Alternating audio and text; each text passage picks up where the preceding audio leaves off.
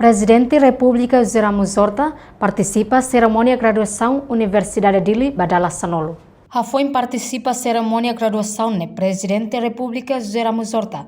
Atau parabéns ba Universidade Dili no ba estudante graduação, inclui mos ba ina aman no família Sira. Se estado ne mos sateteng, estudante Sira tem que refleta a qualidade dia no keta garantia de ba diploma. Tamba diploma ne corresponde de ba matene kakutekniang. Mas tem que a qualidade nebe macdiak, hodibele aplica e a futuro. Parabéns para Undil, parabéns para graduado Zera, parabéns para a família. O momento é sempre dia, sempre importante.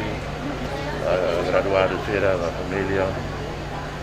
A corona, agora a pergunta, 60% feto, total graduado. Né? Agora o desafio outro, colocação via lá. Conforme o governo, setor privado, e a colocação bater aquela. Porque a graduação já reflete qualidade, que o diploma corresponde à matéria que aqui na Cacuta, média para a nação. Se diploma rei, lá corresponde à qualidade. Informação da Betama e a Cacuta, praia Cacuta, então ela se lá com tempo.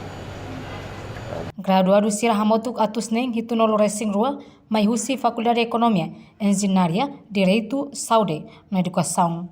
Reportagem Selviana Kat, Domingas Samaral, Televisão Timor Post.